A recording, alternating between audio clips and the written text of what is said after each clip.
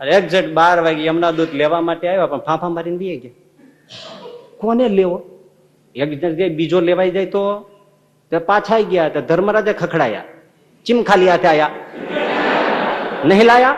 ઘણા ને આપણે કોઈ વઢિયા દેખે પછી આપણે એને પૂછીએ, ભાઈ તમને ખોટું નથી લાગે? ખોટું લાગવાનું સામે એમાં શું હોય, અમને ઘરે ગમકાવે જ છે.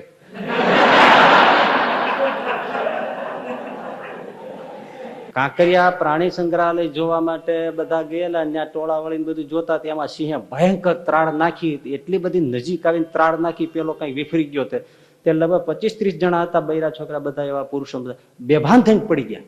એમાં એક જણો ઉભો રહી. એટલે ઓલો જે કર્મચારી એમણે કીધું કે સાહેબ આ બધા ગોથા ખાઈ ગયા, તમને કઈ થયું જ નહીં? તો આવી ત્રાળું તો ઘરમાં રોજ સાંભળું છું. જેઠાણીએ નોકરને કીધું કે જા બજારમાં જા અને તારા શેઠનું સારી રીતે મોઢું દેખાય એવો અરીસો લઈ આવ. એટલે 3 કલાકે પાછો આવ્યો, ખાલી હાથે આવ્યો.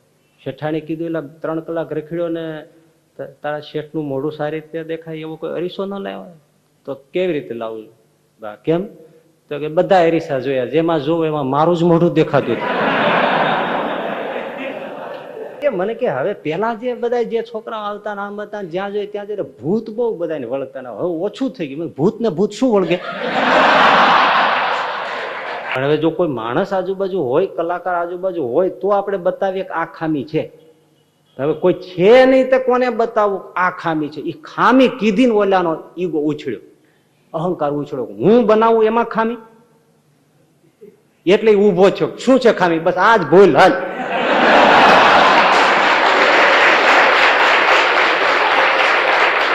શિવલાલભાઈ બોટાદના, કેવા સુખી, કેવા શ્રીમંત, કેટલા ધનવાન, કેટલી સેવા. ગુણાતીતાનંદ સ્વામીને સંપૂર્ણ સમર્પિત. તો સ્વામી એને કહી શકે છે, સાધુ ન કહી શકે એટલું શિવલાલભાઈ ને કહે છે. અને પાછું લાખો રૂપિયાની સેવા કરનારા આગેવાન હરિભક્ત, નહીતર મોટી સેવા કરનારા કઈ ના કહેવાય. હા, એની જ વાત આવવાની છે. જોકે આપણે બહુ નહીં લઈએ બધી, પણ એમ વાત એવી જ છે.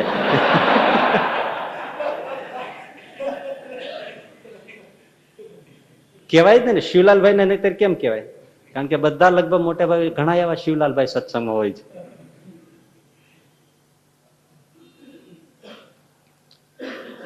પણ એમણે ગઢપુરમાં જે અત્યારે ગોપીનાથજી મહારાજની પાસે હરિકૃષ્ણ મહારાજ બિરાજે છે, એ બધો જ ખર્ચ એ શિવલાલભાઈ.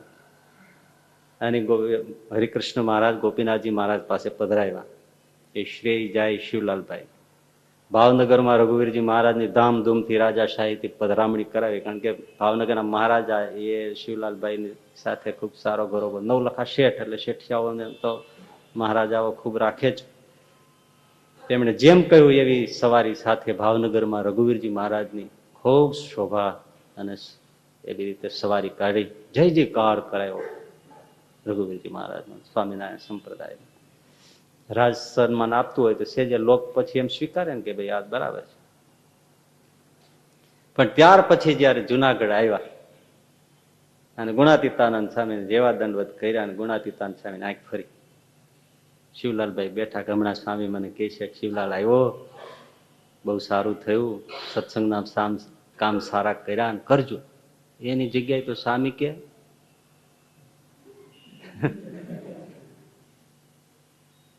કેવો હતો ને કેવો થઈ ગયો છું, તારા જીવ સામે જોઉં છું તો અડધો સત્સંગ રહ્યો છું. તને મનમાં એમ છે કે મેં ગઢપુરમાં હરિકૃષ્ણ મહારાજ પધરાવ્યા અને ભાવનગરમાં રઘુવીરજી મહારાજ પધરાવ્યા, બહુ મોટું કામ કર્યું, તારા જીવ સામે જો અડધો સત્સંગ રહ્યો છે. શિવલાલભાઈ ને આપણે તો ખાલી ઉત્સવમાં સામેલ થયા હોય તોય સત્સંગ કોઈ તો નથી જડતો.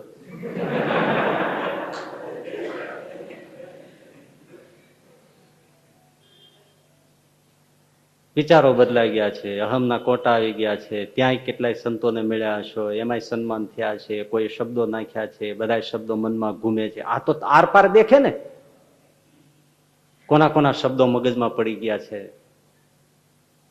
વિચાર કર, ભગવાનમાં, સાધુમાં, દિવ્ય બુદ્ધિમાં આ બધું શું છે તને? કેટલો ફેર પડી ગયો, તને કેટલું બધું પેલું થઈ ગયું છે કે મેં બહુ મોટા કામ કર્યા છે.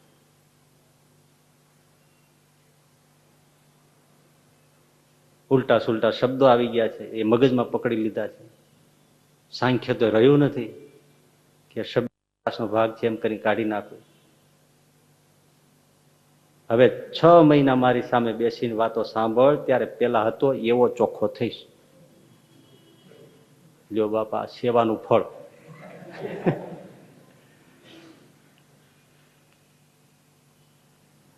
ક્યારે કહેવાનું, કેટલા સમર્પિત, એવા કોણ જડે? બહુ કઠણ છે.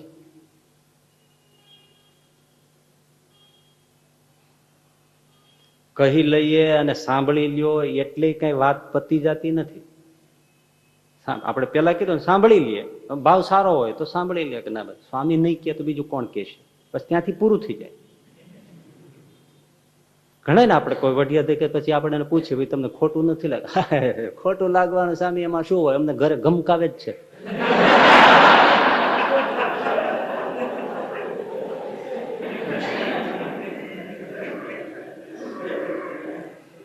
કાંકરિયા પ્રાણી સંગ્રહાલય જોવા માટે બધા ગયેલા, ત્યાં ટોળા વળીને બધું જોતા, એમાં સિંહે ભયંકર ત્રાળ નાખી, એટલી બધી નજીક આવીને ત્રાળ નાખી, પેલો કઈ વિફરી ગયો તે લગભગ 25-30 જણા હતા, બૈરા છોકરા બધા એવા પુરુષો બધા બેભાન થઈને પડી ગયા. એમાં એક જણ ઉભો રહી.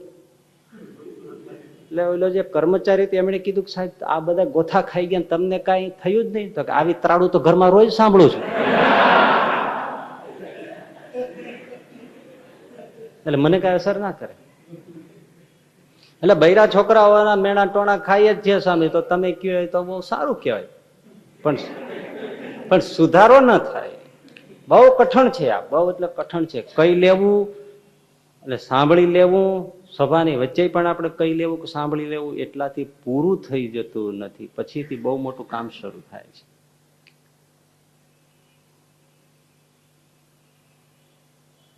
અને એ શિવલાલભાઈ એટલું સાંભળીને દોષને તરત આત્મસાત વિચારીને કાઢવાનો કરતા છે ને પ્રયાસ.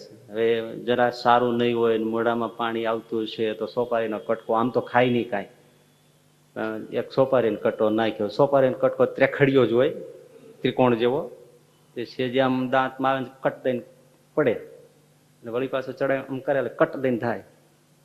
આને કોઈ સાધુ હતા, એમણે કીધું કે ક્યું કૂતરું હાડકું કરડે છે? હવે શિવલાલભાઈ ને એમ કેવું ક્યું કૂતરું હાડકું કરડે છે? તો આપણે હોય શું કરી? ગળી જાય, સોપારીને કટકો આખો ગળી જ જાય, ખબર જ ના પડે કે મારા મોઢામાં હાડકું હતું. પછી શિવલાલભાઈ ઉભા થયા કે ના સ્વામી, એ કૂતરો હું છું કે હું અત્યારે સભામાં હાડકું કરડું છું. થૂકી આવ્યા, મોઢું સાફ કર્યું અને સભામાં આવીને બેઠા. આટલું હોય ત્યારે કહી શકાય, ત્યારે એને વિચારે અને એના અહંકારને પોતે ઓળખે અને કાઢે. આવો અહંકાર છે. કારણ કે તમે જો સૃષ્ટિ પ્રકરણ જોશો ને તો પ્રધાન પુરુષ બ્રહ્માંડના અધિષ્ઠાતા, એનાથી આખો આ વિરાટ બ્રહ્માંડ પેદા થયું. એ વિરાટના અને જીવ પ્રાણી માત્રના 24 તત્વો જે છે શરીરના, પિંડના, બ્રહ્માંડના બેયના, એનું મૂળ કારણ અહંકાર પેલા પેદા થાય છે, પછી એમાંથી 24 તત્વો થાય છે. હવે આધાર જ આપણા સર્વનો અહંકાર છે, બ્રહ્માંડનો પણ અને સર્જનના બ્રહ્માંડનો, અને આપણો 24 તત્વો આખું નીકળે છે. પેલા અહંકાર થાય, એમાંથી 3 પ્રકારનો અહંકાર થાય છે, એમાંથી પછી ઇન્દ્રિયો, અંતઃકરણ, દેવતાઓ બધું એમાંથી પછી પ્રગટ થાય છે. હવે એ અહંકાર કેટલો પેલો હોય, પાયો છે.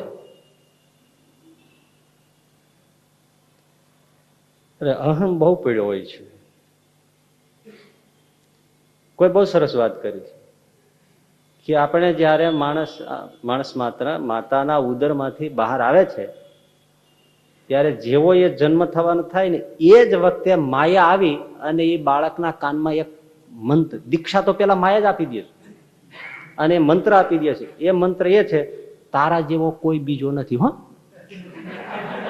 બસ. હવે આ જે એને પકડાઈ ગયું, આખી જિંદગી એમ જ રહે છે, મારા જેવો કોઈ છે જ નહીં. આ માયા પેલા દીક્ષા કરીને આપીને મોકલે છે અને સતત એને ગુંજે છે, મારા જેવો કોઈ નથી. મારા જેવો કોઈ નથી. શેઠાણીએ નોકરને કીધું કે જા બજારમાં જા અને તારા શેઠનું સારી રીતે મોઢું દેખાય એવો અરીસો લઈ આવ. એટલે 3 કલાકે પાછો આવ્યો, ખાલી હાથે આવ્યો. શેઠાણી કીધું એટલે 3 કલાક રખડ્યો ને તારા શેઠનું મોઢું સારી રીતે દેખાય એવો કોઈ અરીસો ન લાવ્યો? તો કેવી રીતે લાવું? કેમ? તો કે બધા અરીસા જોયા, જેમાં જોવું એમાં મારું જ મોઢું દેખાતું હતું. શેઠનું મોઢું કે દેખાતું જ નહોતું. વાત સામાન્ય પણ ઉપદેશ અસામાન્ય છે. આપણને બધે હું જ દેખાય છે, હું જ દેખાય છે, આપણે બીજો દેખાતો જ નથી. પેરિસમાં દર્શનશાસ્ત્ર ફિલોસોફીનો પ્રોફેસર ભણાવતો હતો. ક્યાંથી કેમ જો કેમ પોતાનું હું મોઢું મુખ પોતે જ કેમ દેખાય છે તમે જોજો, બહુ સરસ. આ બધી વાતો સાંભળતા સાંભળતા થોડું મનન, ઓળખાશે તો નહીં જ અહંકાર, પણ થોડું મનન કરવાનું, ત્યાં થોડો વિચારવા જેવો છે. તો એ પ્રોફેસર દર્શનશાસ્ત્રના ભણાવતા હતા પેરિસની કોલેજમાં. એમણે કીધું કે બચ્ચો, students, please listen to me, સાંભળો. વિશ્વનો શ્રેષ્ઠમાં શ્રેષ્ઠ કોઈ માણસ હોય તો તમે જોયે છો કોઈ? તો કે ના, એ હું છું. વિશ્વનો શ્રેષ્ઠમાં શ્રેષ્ઠ માણસ, ઓલ ઓવર વર્લ્ડમાં શ્રેષ્ઠમાં શ્રેષ્ઠ કોઈ જો માણસ હોય તો હું છું. એટલે વિદ્યાર્થીઓ પાછા દર્શન શાસ્ત્ર ના સામે ફિલોસોફર. એમ કહ્યું સાહેબ સિદ્ધ કરો, તમે કેવી રીતે કહી શકો કે હું વિશ્વનો શ્રેષ્ઠ માણસ છું? અને એમાં તો સિદ્ધ કરવાની વાત આવે. સિદ્ધ કરી બતાવું બેટા. જો આ આખી પૃથ્વી વર્લ્ડ, એમાં તમારી દ્રષ્ટિએ શ્રેષ્ઠમાં શ્રેષ્ઠ દેશ કયો? તો કે સાહેબ એ તો ફ્રાન્સ જ હોય ને. સૌને પોતાનો દેશ જ આવે. તમને પૂછે શ્રેષ્ઠ દેશ કયો તો આપણે ભારત, એટલે કે ફ્રાન્સ જ હોય ને સાહેબ. ફ્રાન્સની અંદર શ્રેષ્ઠમાં શ્રેષ્ઠ સિટી કયું? પેરિસ જ હોય ને. બીજું કયું સિટી? બરાબર. પેરિસની અંદર શ્રેષ્ઠમાં શ્રેષ્ઠ જગ્યા તમારી દ્રષ્ટિએ કઈ? તો કે વિદ્યાલય. કારણ કે બધા વિદ્યાર્થીઓ હતા. વિદ્યાલય જેટલા છે એમાં શ્રેષ્ઠમાં શ્રેષ્ઠ વિદ્યાલય કોણ? તો આપણી જ વિદ્યાલય હોય ને સાહેબ. આપણી વિદ્યાલયમાં કઈ શાખા, કઈ ફેકલ્ટી વધારેમાં વધારે શ્રેષ્ઠ ઉત્તમોત્તમ છે? દર્શન શાસ્ત્ર જ હોય ને સાહેબ. અને દર્શન શાસ્ત્રમાં શ્રેષ્ઠમાં શ્રેષ્ઠ ભણાવનારો કોણ પ્રોફેસર? સાહેબ તમે જ છો ને. બસ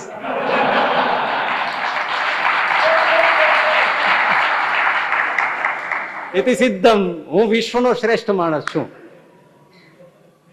આમ અહંકાર ઘૂસી જાય છે. દાખલા દલીલો આ તે બધું પણ એ આવે એ જ કે જ્યાં જોઈને મારું જ મોઢું દેખાય છે, બીજું દેખાતું જ નથી. હનુમાનજી સંજીવની લેવા ગયા. હવે હનુમાનજી તો આપણને કહેવાય, એમાં આ તો વાત ઉપદેશ માટે છે, બાકી એને કઈ કોઈ દોષ નથી સંભવતા, લીલાઓ છે પણ બતાવે છે. એ સંજીવની લઈને તમે જાઓ ને, કેટલી માથાકૂટે, કેટલી બુદ્ધિથી, કેટલી પેલી, એટલું તો જાણતા જ હશો ને. એ સંજીવની આખો પહાડ ઉચકીને લાવ્યા, ત્વરાએ ગયા અને ત્વરાથી આવ્યા, એટલે ઝડપથી ગયા. કારણ કે જો સૂર્યોદયની પહેલી કિરણ પડી જાય તો સંજીવની ઔષધિ કોઈ કામ કરે નહીં. અને રાવણે વિક્ષેપ નાખવામાં કંઈક બાકી રાખ્યું નહોતું. પણ હનુમાનજી મુંજાએ ત્યારે અંજનીમાં આવ્યા. શું બેઠા અહીં બેઠો? તો કે સંજીવનીમાં તો દીવા જલતા હોય, બધી વનસ્પતિ દીવા રાવણે કરી નાખ્યા. બોલો એ કઈ ઓછી માયા? હનુમાનજી મુંજાઈ ગયા. તમે કયો છોડ લઈ જાઓ? અને અંજની માતાજી આવ્યા કે તે મારું દૂધ ધાવ્યો છો કે કોનું? પથ્થર ઉપર ધાર નાખો તો પથ્થર ફાટી જાય છે, અને તું વિચારમાં પડ્યો છો હમણાં પેલાના પ્રાણ પીડાય છે, તો પણ શું કરું, શું કરું, શું આખો પર્વત ઉપાડી જા. અને પૂંછડાની લપેટ મારી હેચ દઈને મચરકી મારી ગોફનકી કાંકરી જેમ ઉપાડ્યો અને ઉછાળે આખો હનુમાનજી લઈને નીકળ્યા છે. અવકાશમાંથી નીકળ્યા ત્યારે હનુમાનજીને થઈ ગયું આટલી ઝડપથી આવું, આવી રીતે કામ કરું, ડુંગરા ઉપાડી આવે, સંજીવની ઔષધિ લાવીને રાવણના આ બધે માયામાંથી પાર પડવું, જો હું ન હોત તો કોણ કરત. એ જ વખતે નંદીગ્રામમાં ખાડો કરીને ભરતજી બેઠા હતા. એમણે જાણ્યું, મેસેજ તો મળ્યા હતા કે અત્યારે લંકામાં યુદ્ધ છે. એને જાણ્યું કે આ કોઈ રાક્ષસ છે અને આખો પહાડ ઉપાડીને જાય છે મારા પ્રભુના સૈન્ય ઉપર, કે ત્યાં નાખશે તો કેટલા લોકોને મારી નાખશે. ફણા વગરનું બાણ સાના નાના જવા દીધું. ગરવા કિયો અંજની ને જાયો તો એક ટાંગ તોડી ડાર્યો સિયારામજી સે ગર્વ કિયો સોય ના હાર્યો. ભરતજી ફણા વગરનું બાણ માર્યું, ડાવા પગમાં આવ્યો ને રામ કહીને પર્વત સાથે હનુમાનજી નીચે આવ્યા. આટલો સંકલ્પ કર્યો, હું ન હતો શું થાત. સારું છે આપણને હેઠા નાખતું નથી. હેઠા જ છે, હેઠા નાખીને હેઠા શું કરવા. મને એક જણો કે મને કે હવે પેલા જે બધા જે છોકરાઓ આવતા ને આમ હતા જ્યાં જોઈએ ત્યાં જઈને ભૂત બહુ બધાને વળગતા ને હવે ઓછું થઈ ગયું. ભૂત ને ભૂત શું વળગે?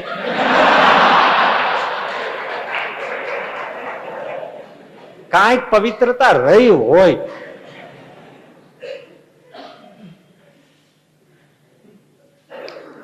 હનુમાનજીને નીચે પછાડ્યા. આ બતાવવા માટે છે, ઉપદેશ માટે. એવા હોય તો એક માઇન્યુટ એમ કે સંકલ્પ થઈ જાય કે હું ન હોત તો, હું ન હોત તો. બીજાની તો ક્યાં ગણના છે.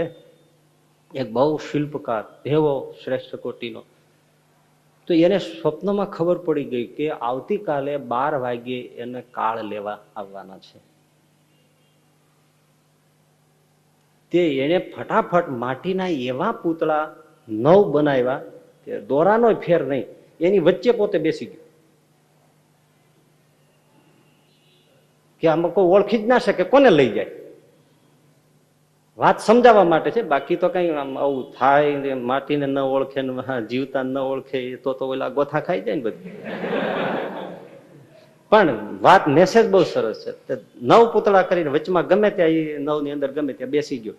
પણ કોઈ આમ જનતા કોઈ જોવે તો ખબર જ ના પડે આમાં કોણ પેલો છે. બધા સજીવ લાગે, એક સરખા 10. કોણ આમાં પેલો કલાકાર છે ને કોણ પૂતળા છે એ જડે નહીં. એ માણસોને ગમ પડે જ નહીં. હા, અમેરિકામાં એક વાર ગયા હતા, પછી નીકળ્યા એક જગ્યાએ ગયા હતા, ત્યાં બેન્ચ હતો બહાર ને ત્યાં એક માણસ બેઠો હતો. તો મેં કીધું હાજર આમાં આમ સુઈ ગયો હતો. મેં કીધું ઉઠે તો આપણે એને પૂછીએ કઈ. રાહ જોઈ 10 મિનિટ નીકળી ગઈ. હરિભગત આરે તો મને કે ત્યાં શું ઉભા છે? મેં કે આ જરા કામ આંખ ઉગાડે તો આપણે પૂછીએ. મને કે મીણનું પૂતળું છે,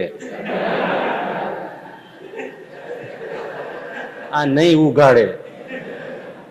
એટલું આમ એકદમ એમ આપણે વિચાર થઈ જાય, વેક્સનું પૂતળું એમ લાગે અસલ માણસ બેઠો છે, ભૂલ ખાઈ દેવા. એટલે પછી એ આખું મિક્સ મીણના પૂતળાઓનું જ આખું મ્યુઝિયમ હતું. પછી ફરતા હતા તેમાં એક સરસ આમ પૂતળું લાગ્યું, એટલું સરસ. મેં કીધું આ હા હા હા હા હા હા શું વાત છે. કે મારી સામે ફર્યો.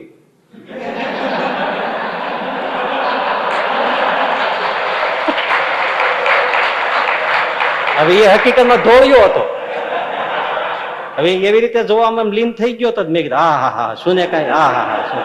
મને કે હું હાલતો થઈ ગયો. મેં કીધું આમાં જડ ક્યાં ને નિર્જીવ ક્યાં ખબર જ પડતી નથી. આપણે વખાણે ચડી ગયા. હા હા હા હા હા તો ઓલો કે શું છે. એટલે એને 9 પૂતળા કરીને પેલો કલાકાર એની અંદર બેસી ગયો. એક્ઝેક્ટ 12 વાગે એમના દૂધ લેવા માટે આવ્યા, પણ ફાંફા મારીને બી ગયા. કોને લેવો? એક બીજો લેવાઈ જાય તો પાછા ગયા. તો ધર્મરાજે ખખડાયા, ચીમ ખાલી હાથે આયા, નહીં લાયા. અરે માલિક વાત તો સાંભળો, ત્યાં 10 જણા એક સાથે એવા બેઠા છે, એમાંથી કોને લેવો ખબર નથી પડતી. અને એકને લઈને લઈ લઈએ તો આખું પછી તમારું જે રજીસ્ટર છે ને ગોથા ખાઈ જશે.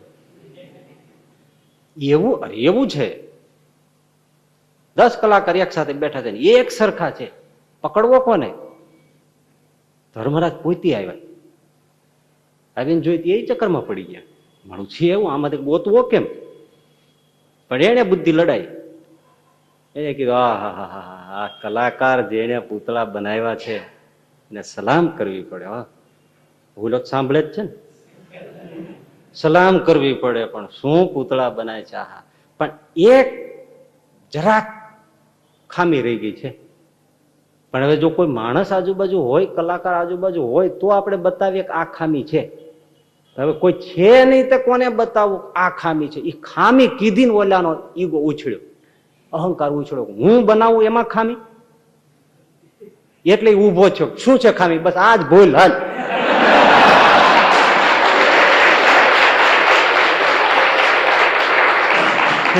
આ જ ભૂલ રહી ગઈ છે, બીજી એક કઈ નહીં. પકડી લીધો બોલો.